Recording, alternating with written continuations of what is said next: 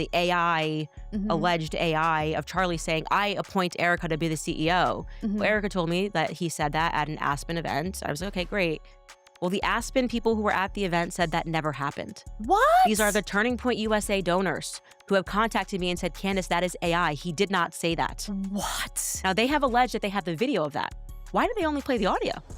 A lot of organizations and groups, as soon as a founder leaves, it just kind of collapses.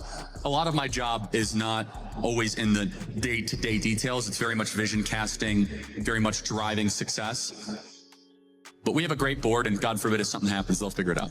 I appoint my wife to run Turning Point USA if something happens to me. Erika would do a great job. Candace Owens just exposed Erika Kirk and the new Turning Point's massive deception. The latest audio they released where Charlie appoints Erika as CEO post his demise has been exposed to be a deepfake created by AI. For months, Candace Owens has been asking TPUSA for proof that Charlie Kirk wanted Erika to take over for him as CEO in his absence. Because for a man as meticulous as Charlie, he must have surely had this in writing or recording. However, for months, Erika Kirk, Andrew Colvert, and the new Turning Point leadership have been reportedly doing their best to shut Candace up for asking this particular question. They allegedly started a smear campaign against her where they paid influencers to use words like demonic and evil when describing Candace. We're getting ready to go all in against the evil that is Candace Owens. It's not enough to combat the demonic attacks that she is doing against Erika Kirk, Charlie's widow, and his children. There was also a reported massive bot attack on her live streams, which was alleged to be another smear campaign where viewers were paid to flood her comment section. But arguably the most horrifying one yet was that TPUSA allegedly sent threats to Candace's producers and her team, down to their family members. They posted photos of my manager's infant daughter, my makeup artist, my family members.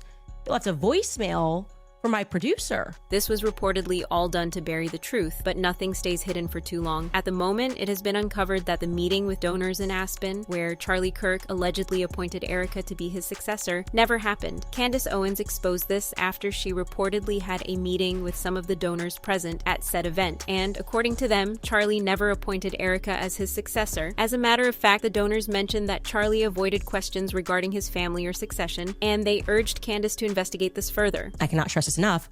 The donors who were in attendance in Aspen are telling me that Charlie never said this. Not only that, but they are telling me that multiple times throughout when he had an opportunity to even bring up Erika, he did not.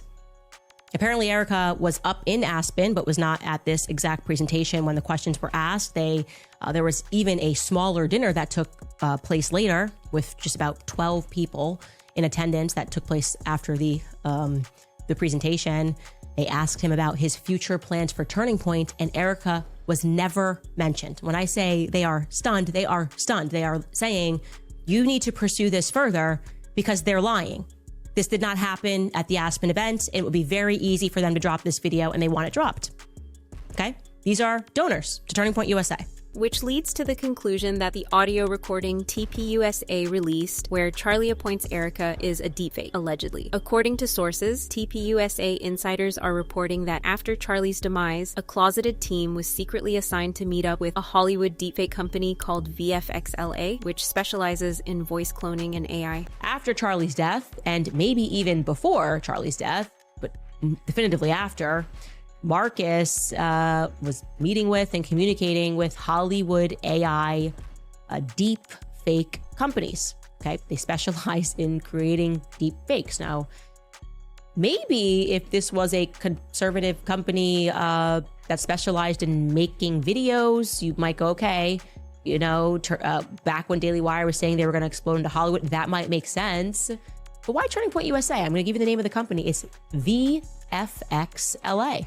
The company's website itself mentions that they are experts in deepfake technology. We are on the cutting edge of what deepfakes are capable of. Not only are we pushing the current technology to its limits, but we have developed our own proprietary algorithms and methods to meet the needs of studios. At the moment, Turning Point and Erika have remained silent in debunking these claims, which is making more people buy into the idea that there's a massive cover-up going on at TPUSA and Erika Kirk is at the center of it. Charlie Kirk's beliefs and ideology when he was alive is now reportedly being twisted by the new leadership. From past interviews and debates, it is a well-known fact that Charlie was a conservative who never feared sharing values that women should marry before their 30s and be stay-at-home wives. He was a pronatalist that openly reinforced parenthood. But somehow, the new Turning Point's alleged claims is that Charlie had a sudden change of heart. He did a 180 and decided that not only should women be CEOs, but single mothers and widows too. In the Succession audio, Charlie says, God forbids if anything ever happens to him, he wants Erika to be next in line. But according to Candace Owens, what husband, particularly a man in Charlie's line of work, buried under schedules, deadlines, donor calls, and brutal debates with people who despised everything he stood for, a man who was constantly receiving threats, a man who, in the end, feared for his own life, would willingly put his wife in that same crosshair after he's no more? You said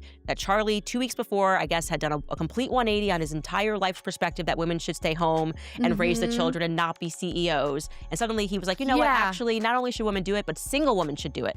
Widows should do it.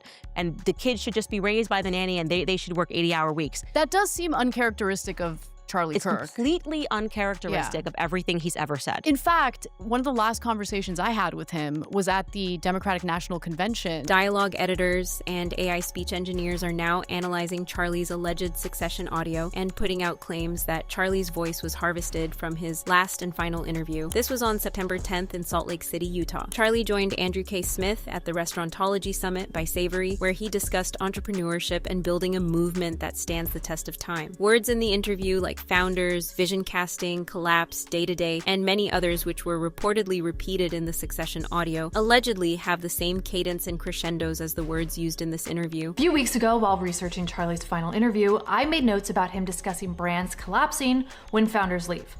I didn't think much of it at the time, but when I heard this supposed donor event audio again today, I recognized the voice patterns. I went back to check, and while nothing matches exactly, there are many of the same words and phrases. Founders are rarely day-to-day, good day-to-day managers. collapse, Nothing collapses an organization quicker. vision casting.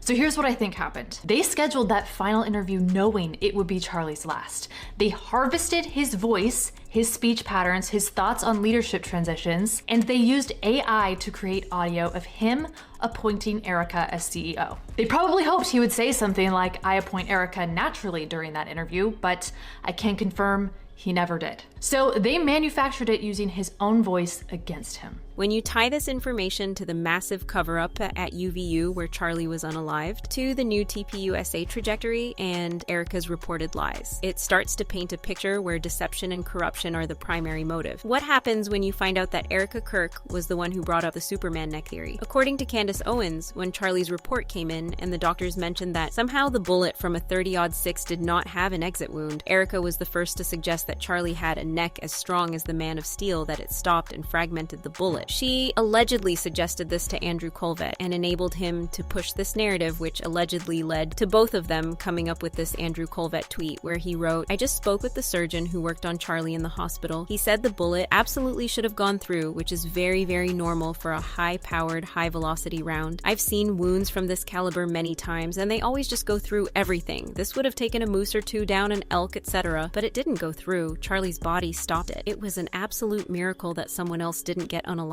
His bone was so healthy and the density was so impressive that he's like the Man of Steel. It should have just gone through and through. It likely would have unalived those standing behind him too. In the end, the coroner did find the bullet just beneath the skin. Even in his demise, Charlie managed to save the lives of those around him. Remarkable.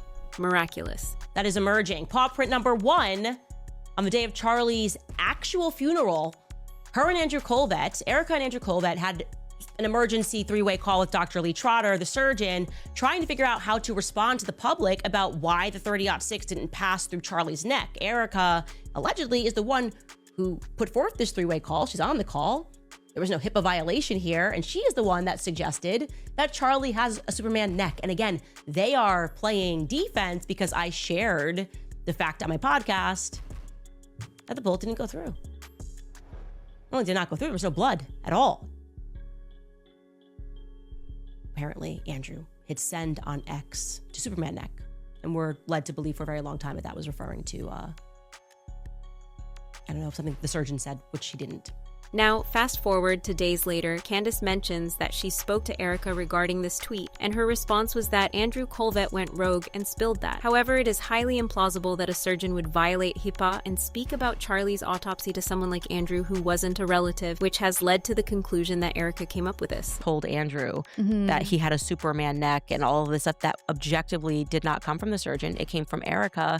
And why would you lie and tell me that Andrew went rogue and sent that message when you did it with him? I can't make sense of that. A source, source, and I trust a source.